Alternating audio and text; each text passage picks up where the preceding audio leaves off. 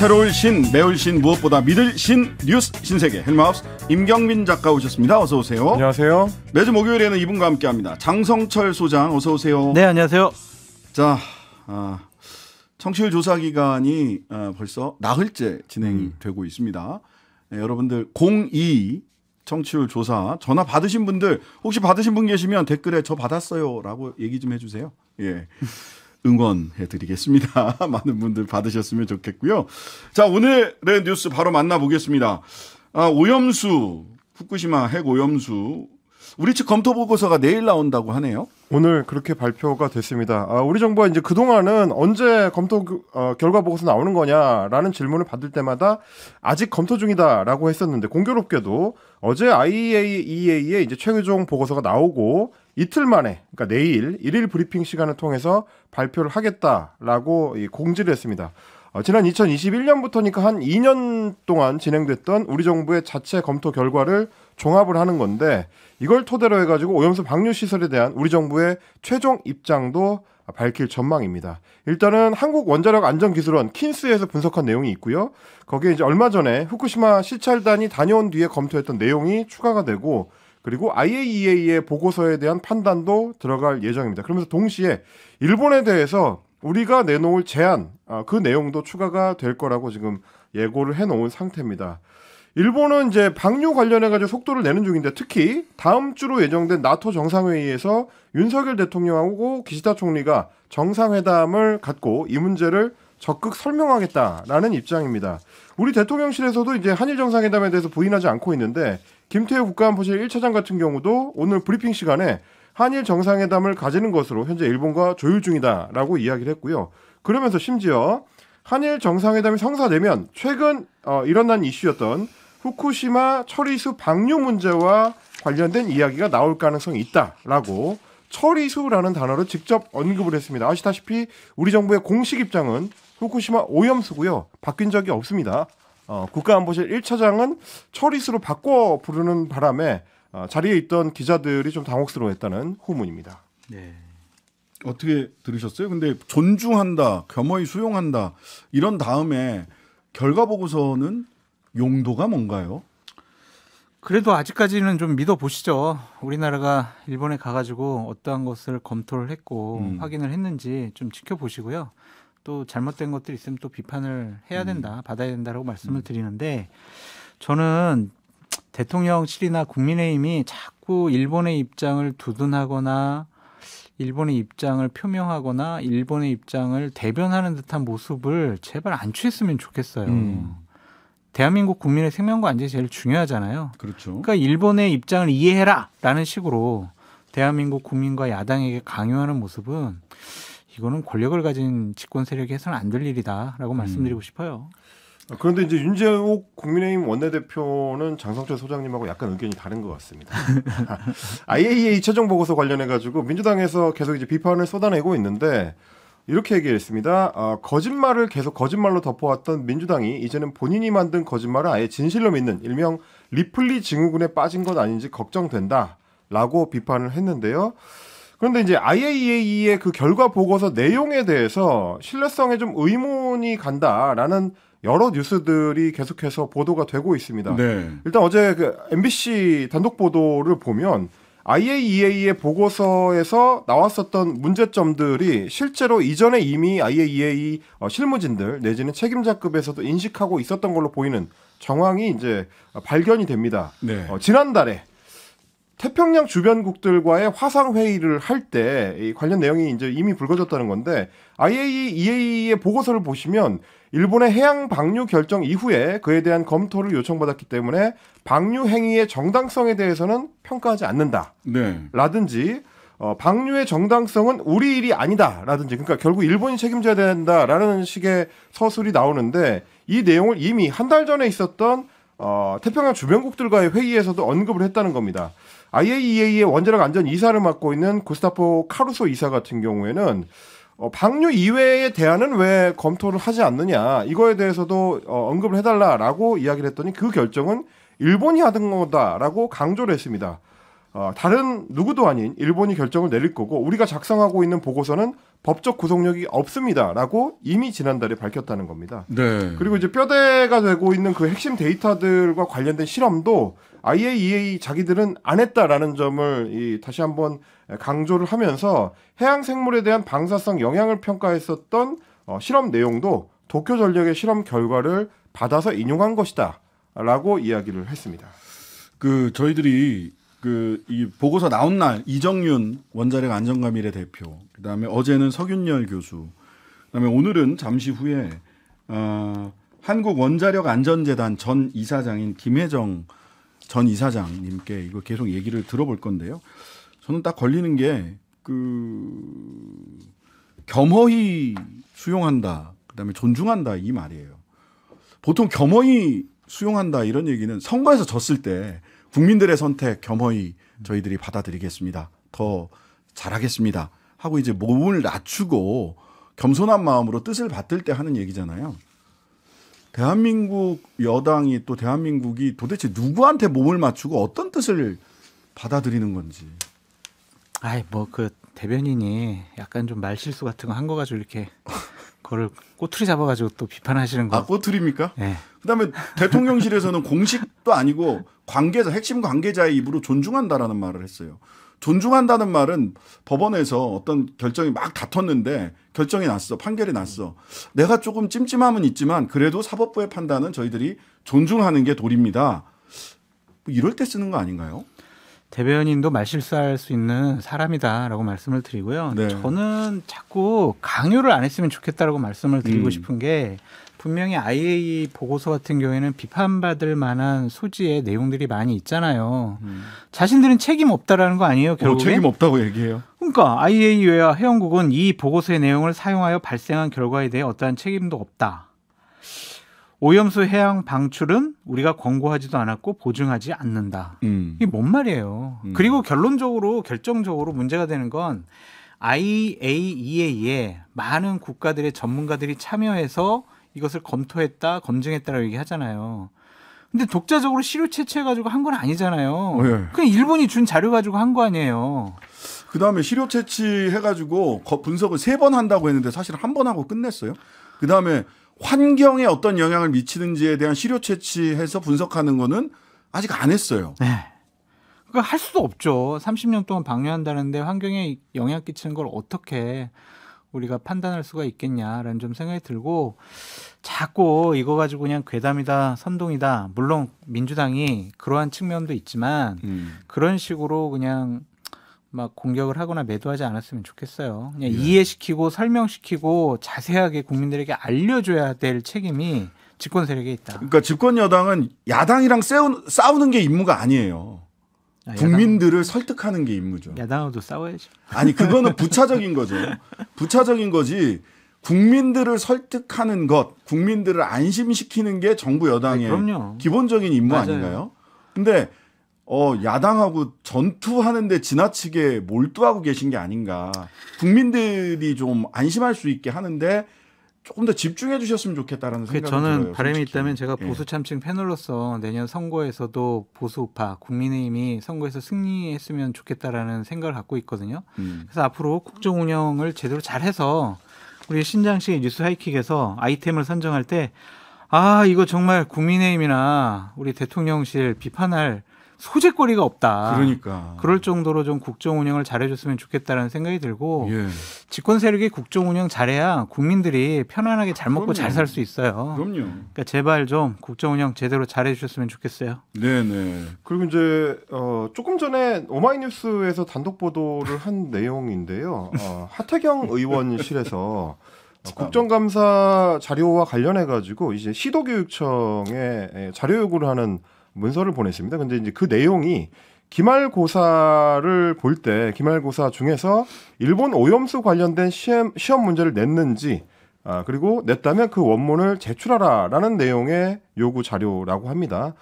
이거 관련해 가지고 이제 교육계에서는 여당 국회의원이 학교 시험지 검열까지 나선 거냐 이런 이제 비판의 목소리가 나오고 있다라고 보도가 됐습니다. 이거 그냥 웃고 넘기기에는 참 찜찜합니다. 왜냐면 이제 열심히시네요, 하태경 의원님. 바로 얼마 전에는 이제 국민의힘의 조경태 의원이 역시 마찬가지로 뭐 손석희 언론인이라든지 문재인 전 대통령이라든지 윤석열 대통령이라든지 이런 인물들과 관련된 책을 학교에서 보유하고 있는지를 보고해라 라는 또 자료 요구를 한 적이 있어서 학교 관련된 요구가 이 국회의원들한테서 이번 국정감사 때 좀 많아질 것 같다라는 얘기가 나오고 있습니다. 네. 자, 원희룡 장관이 굉장히 화를 내시면서 김건희 일가 특혜 의혹 양평도로 이거 백지화하겠다. 나 안 해. 이래버렸습니다.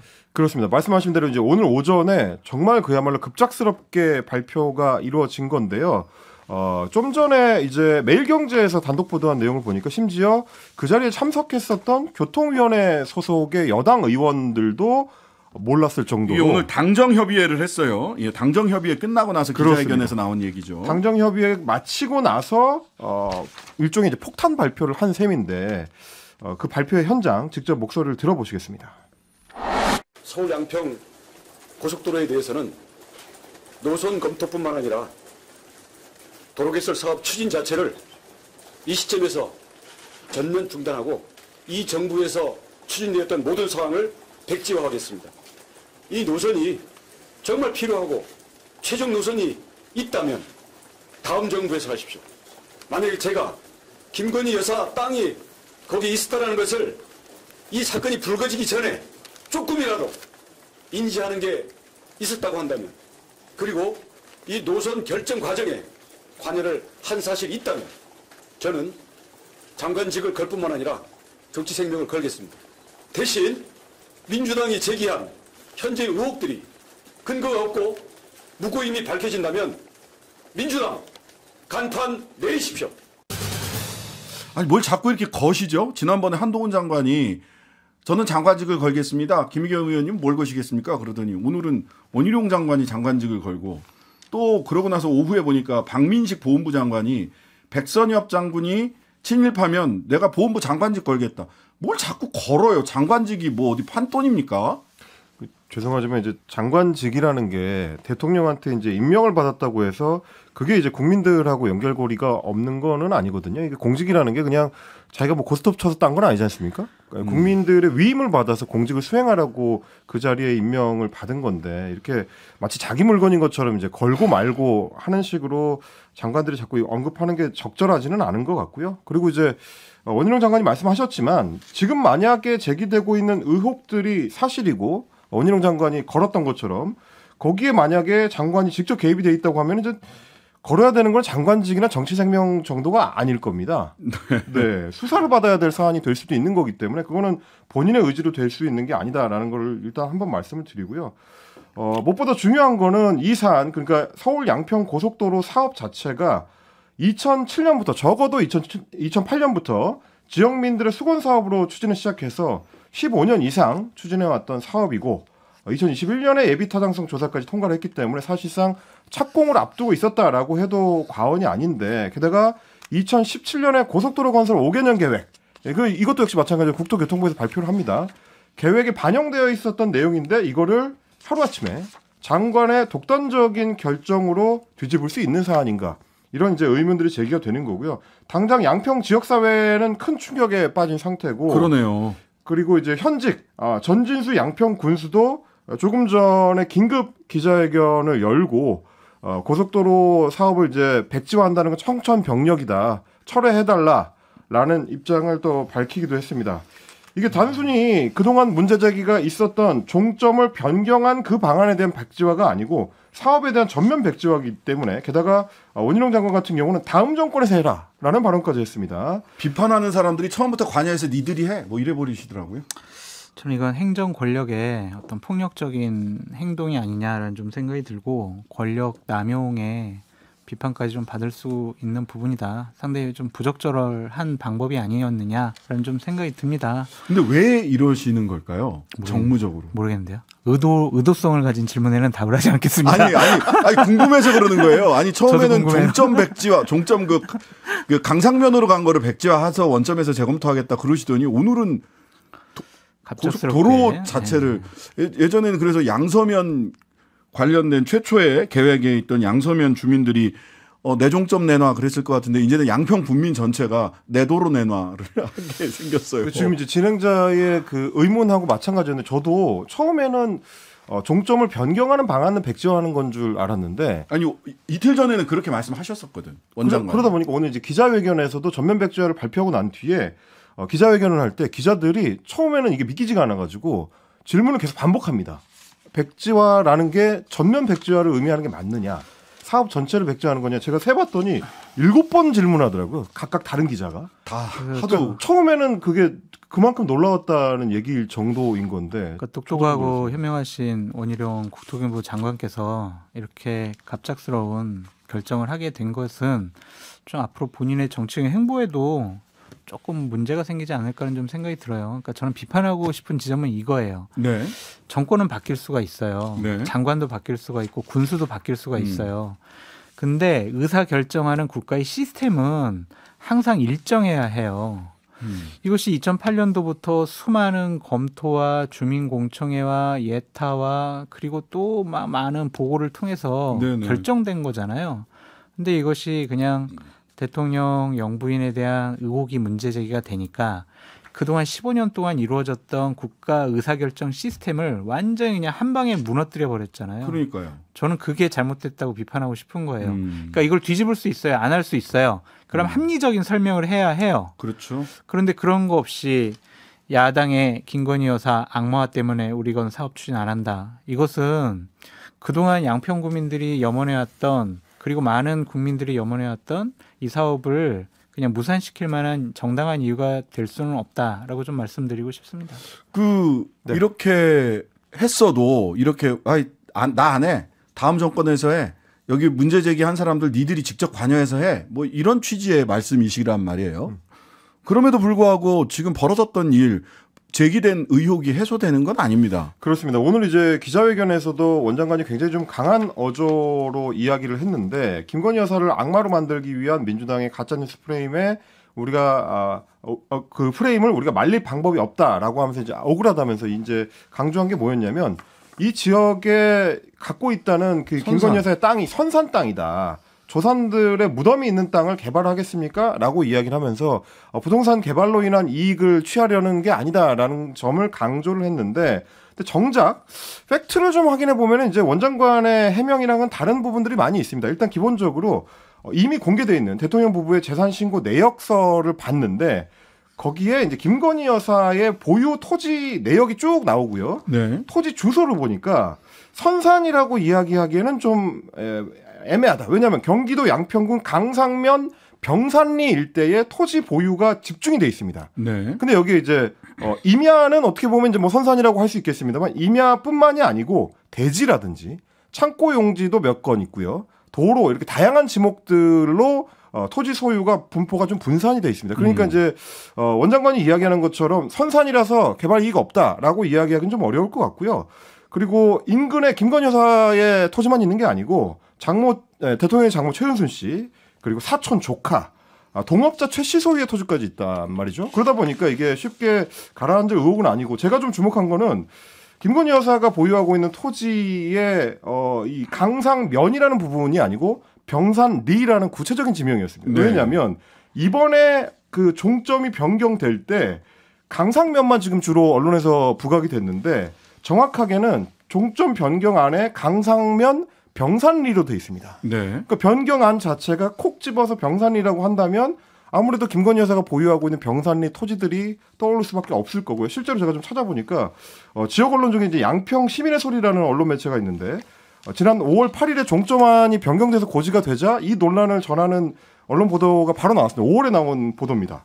거기에다가 어떤 양평 군민이 댓글을 달았는데 거기 누구 땅이 있는지 살펴보면 재밌을 듯이라는 댓글이 5월 20일자로 달려 있습니다. 네. 그러니까 이미 지역에서는 관련된 의혹이나 혹은 논란이 불거지고 있었다는 얘기이기 때문에 쉽게 가라앉을 의혹은 아닐 수도 있다. 자, 잠시 광고 듣고 돌아와서 조금 더 이야기 이어나가 보도록 하겠습니다. 잠시만요. 네, 신장식의 뉴스아이킥 임경빈, 장선철 두 분과 함께 뉴스 신세계 이어가겠습니다. 자, 이 얘기 조금 더 해봐야 될 것 같아요. 그렇습니다. 지금 뭐 그 제기된 의혹이 해소된 건 아니다. 그렇습니다. 라는 이야기하면서 몇 가지 이게 더 좀 짚어주시죠. 워낙 그 백지화 발표 자체가 좀 급작스럽게 나오다 보니까 뭐 이게 양평 지역에서 나오는 얘기로는 전진수 현 군수도 이 백지화 발표를 몰랐다. 깜짝 놀랐어요. 정도니까요. 그러다 보니까 원인이 뭐냐를 짚어 나가는데 지금 정가에서는 어제 JTBC의 단독 보도가 혹시 이 사단의 진짜 원인은 아니냐라는 의혹 제기를 합니다. 왜냐하면 이 강상면 병산리 일대의 그 종점 지역에서 1km 이내에 있는 토지가 김건희 여사 일가의 개인 토지만 있는 게 아니었다. 그렇더라고요. 라는 내용 때문입니다. 재산 공개에는 나타나지 않는 김건희 여사 가족이 운영하는 가족회사, 부동산 개발 회사인 ESIND. 네. 이 회사는 기억하시는 분들 많으실 겁니다. 예전에 양평 공흥지구 개발 사업에서 그렇습니다. 등장했던 거기 개발했던 개발사 회사죠. 그리고 이제 김건희 여사의 오빠가 또 대표로 있는 회사이기도 한데 이 회사가 이 지역에 2개 필지 합쳐서 7,800제곱미터, 약 2,400여 평 정도를 회사 소유로 단독 보유하고 있다라는 게 어제 알려졌고요. 그리고 이 2개 필지를 각각 2017년 그리고 2019년에 사들였다라고 알려졌기 때문에 이후에 부동산 개발 사업까지를 염두에 두고 있지 않았느냐라는 의혹이 추가 제기되고 있는 상황입니다. 이러니까 우리 댓글 보니까 그런 얘기 나오더라고요. 밑장 빼기 하다 들키니까 판을 엎어버렸다. 뭐 또 그렇게까지 표현을 하세요. 아니 댓글에 뭐 그런 얘기가 있어서 저도 살짝 댓글에 숨어봤습니다. 근데 이제 제가 좀 문제점으로 지적하고 싶은 거는 어쨌든 이게 자칫 잘못하면 친인척 관리, 비리 이렇게 좀 비화될 수가 있잖아요. 그렇죠.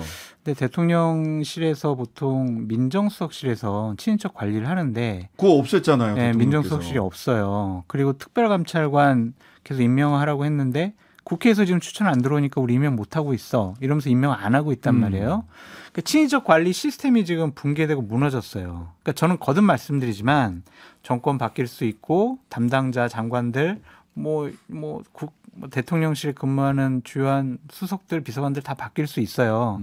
근데 국가 시스템은 어쨌든 유지되어야 한다. 그런 차원에서 대통령 친인척 관리하는 분이 빨리 좀 임명이 됐으면 좋겠다라고 말씀드립니다.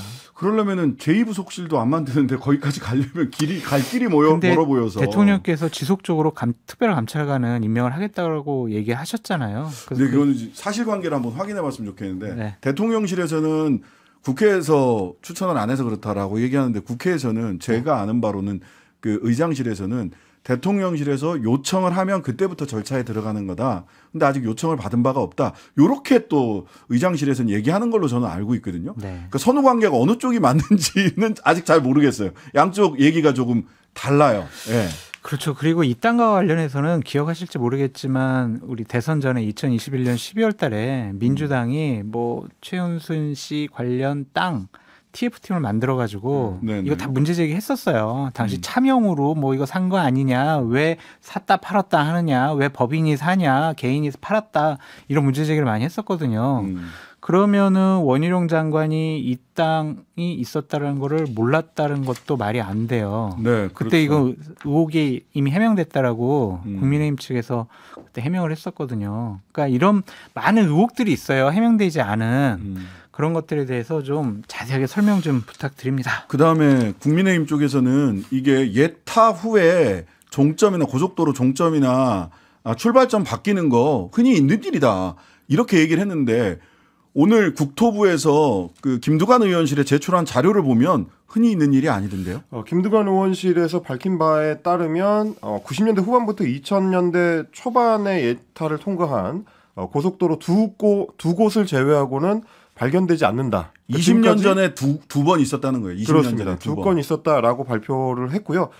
이제 한겨레가 이제 보도한 내용을 보니까 국토부에서 추가로 비슷한 사례가 4건 더 있다라고 이제 알려왔다고 하는데 네. 이 사안이 그렇게 이제 흔한 일인가라는 거는 뭐 지역에서 정치해 보시는 분들이라면 누구나 아시겠지만 예타 통과 자체가 굉장히 어려운 일입니다. 서울 수도권 같은 경우는 이제 인구가 많고 교통량이 많기 때문에 예타 통과가 이제 지역만큼 어렵지는 않지만 각 지방에서는 항상 이 예타의 벽을 이제 통곡의 벽이라고 할 정도로 굉장히 쉽지 않은 사안이기 때문에 노선 변경은 더 쉽지 않다. 특히 이번 이제 양평 고속도로 건처럼 사업비가 늘어나는 방식으로 변경하는 경우는 거의 없다라는 게 지금 민주당 쪽의 주장입니다. 그러니까요. 목표 광양고속도로가 99년에 예타 통과했는데 이후에 출발점, 종착점이 변경됐는데 그거는 뭐 구조물 등의 기술적인 이유가 있었고 그다음에 예타안이 3조 1,700억에서 2조 6,500억으로 한 5천억 원 정도 빠지는 일은 아니었어요.